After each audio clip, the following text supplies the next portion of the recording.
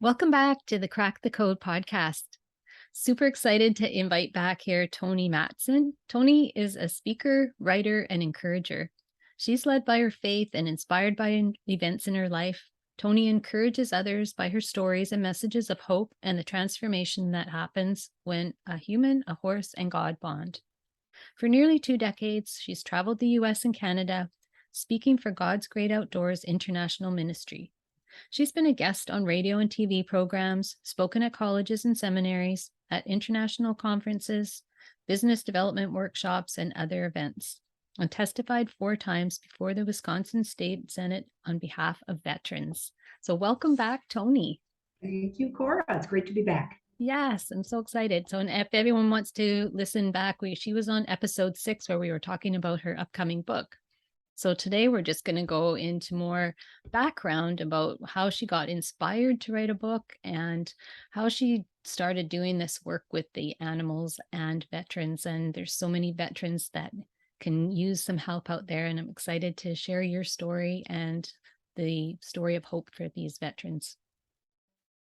Wonderful. Thank you, Cora.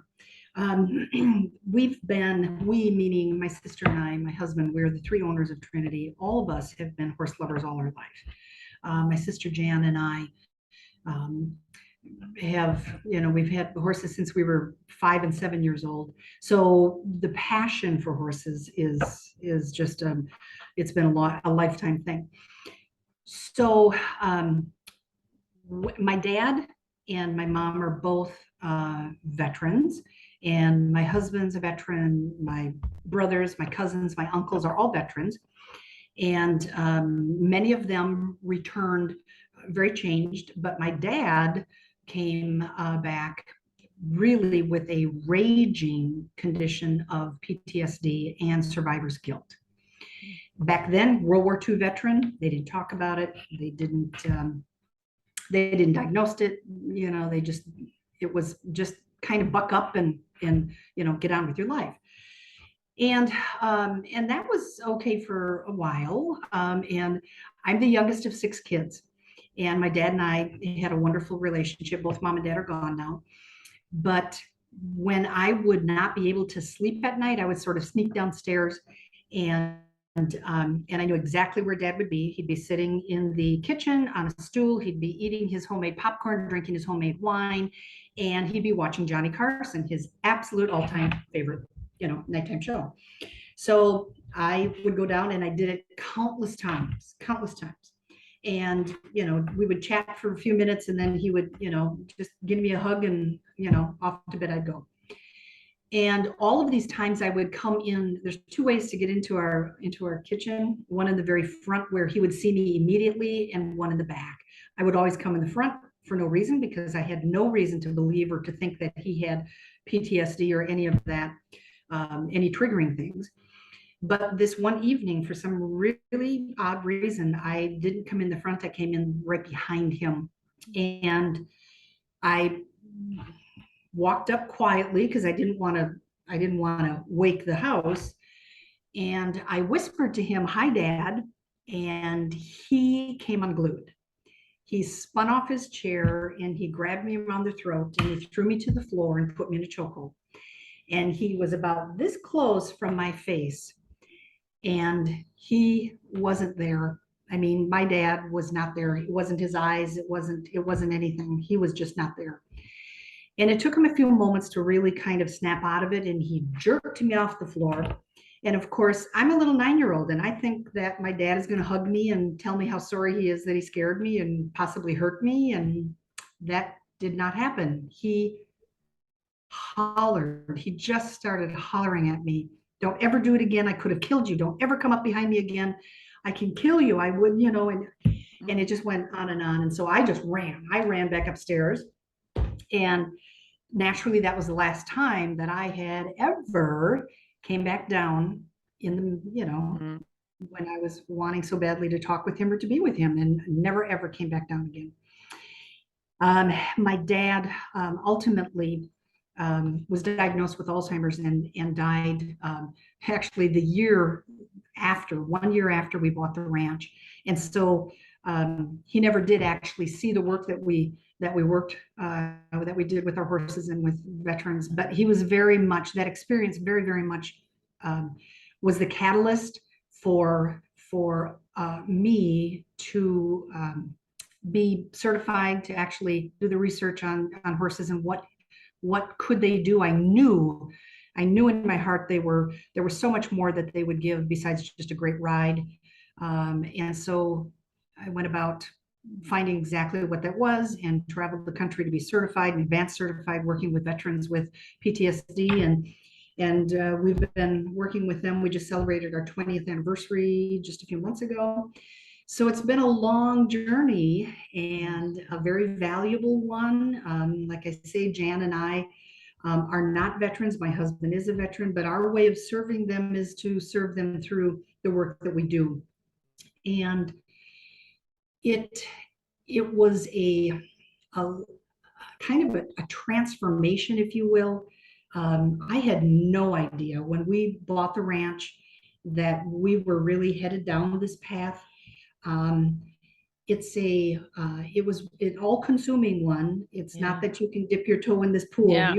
You're pretty much all in, because it demands every little fiber of your being to be good at it, to be devoted to it. And we've worked with hundreds and hundreds of veterans and their families, and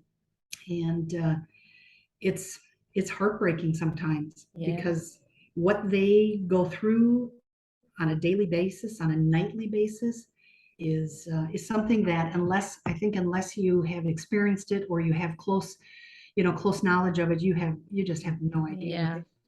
So how many horses do you have at your ranch? How many animals are they? We have 14. We own 14 right now.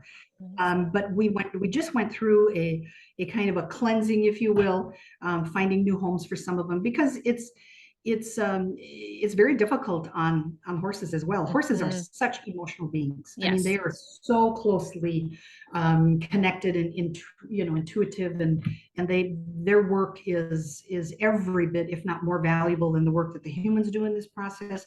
So after a while, after working with this for years, we know that we need to find them the best home that we can. And so we had 23 just even, probably 6 months ago. And we just went through a big evaluation and found some amazing homes for these few horses. And so now we have 14 of them. And they're great partners, and they're, quite honestly, I kind of joke, because when we start with our veterans, they continue to come back week after week, but it's not so much to see us. No, of course not. they're attached to their horses. Exactly. Oh, they are so attached to them, and it's a marvel, because that's one of the reasons why they really stick with it, because they know that their horse depends on them for them to come back and for them to care for them, and and just be part of that whole process and develop that relationship, because that's where maybe can you share a couple of stories of transformations that you've seen, because I know people would love to hear that. Everybody loves a good story. Oh my gosh, yes. And honestly, that's what this book is all about. It's going to be story after story. But there was one individual in particular that was super hypervigilant. And one of the things with PTSD is being very sensitive to sound and to, of course, 4th of July blasts and everything. This guy was way beyond that. He actually came back from Iraq and then went to college because he wanted to go into a particular field.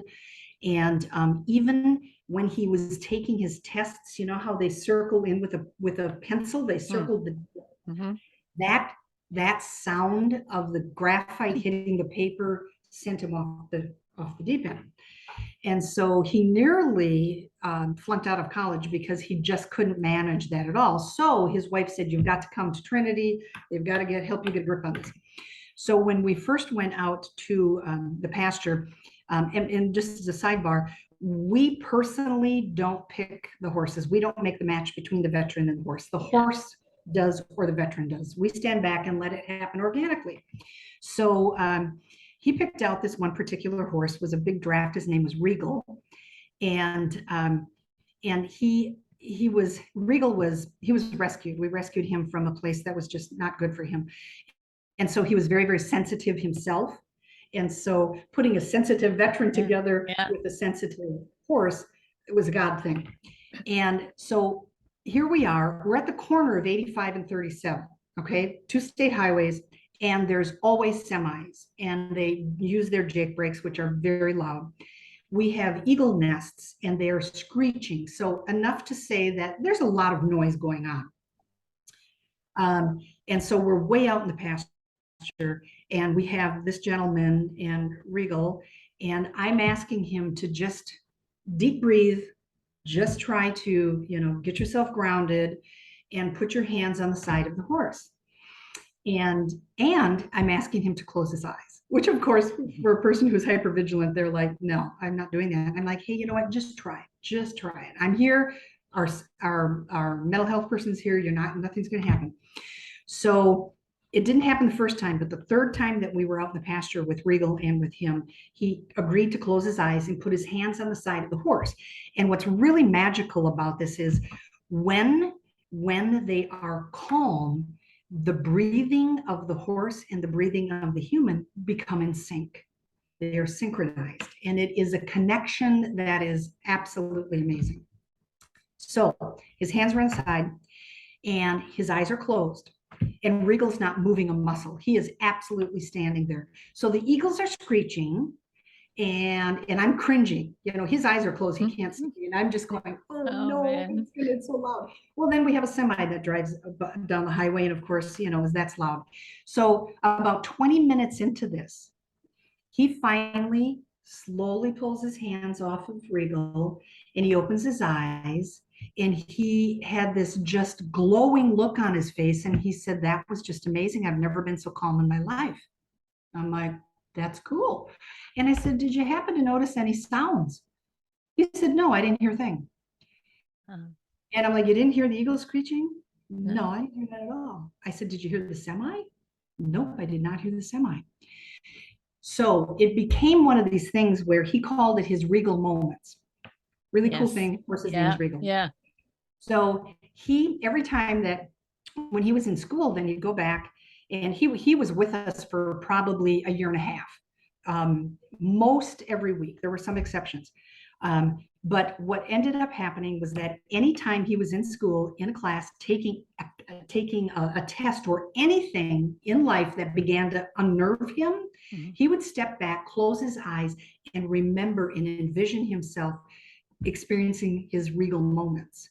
And he said, I could do almost anything, and it would never, ever rile me up. It wouldn't trigger me. It wouldn't do anything. He ended up graduating with honors and is now in his field, just doing an exemplary job, just an amazing, amazing young man. But that's just an easy story about how they connect. The connections with the horse and the veteran are what changed their lives. I mean, it's just beyond explanation. You have to see it to really believe it. Wow, I know. It's amazing with all kinds of animals, right? Yeah, horses. It really is. Yeah, it's so beautiful. I think it's the interesting thing with horses is because of their size. Yeah. I mean, they're often, 1,000 pounds easy. And for a person to be able to, link up with them and really have a great deep understanding so that you're working in partnership with this horse that, if he chose to, could certainly create some problems. But of course they don't, because their main thing is they just want to connect. Yeah, that's amazing. And I know you've been doing that for quite a few years, and you've got some other stuff going on the side. Maybe you can fill us in a little bit on that, because so many women out there have ideas of things they might want to do or thinking about doing. So you don't have to do just one thing. No, that's exactly right. Yep. And I just turned 64. So I am in the process of stepping back a little bit. I will always be involved in Trinity because that's my baby. And I'm very passionate about it. However, I think if we stay curious and we stay open to, what other things maybe God has maybe on our horizon, that's a really good thing, because that's one of the reasons why I began writing the book. Yes, I met Cynthia at the speaking engagement, which was wonderful and I think very God ordained. But had I not been open to doing something a little bit different, I would have just said, no, that's not for me. And then at the same time, part of doing that and getting out and getting to meet and socialize with many more ladies and different events and speaking engagements that I have, which I'm very blessed for, I really came across some gals who were really struggling and they needed encouragement. And so what I began doing is to offer a coaching series, and it's called Live the Life. And that is live the life that God created you for. Because like your podcast, Cora, to remind we women that, oh my gosh, I don't care what age you are, God hasn't put an expiration date on passion, on purpose. We can step out of what we have been doing for many, many years and step into something brand new and be just delighted. I nickname it, you're stepping into your glory, because it's a amazing, magnificent thing to be able to know in your heart and have the confidence that you can do anything.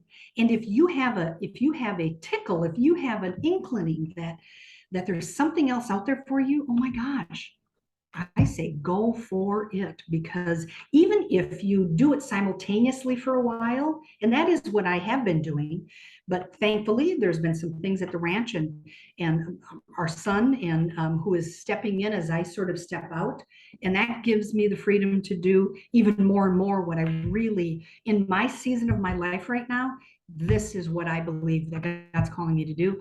And you know what? If we're smart enough to quiet ourselves and listen, that's when we're going to find out what's our next step, what's our next season. And that's super exciting. Yeah. And that's the hard part, I think, with a lot of women, is actually taking that time.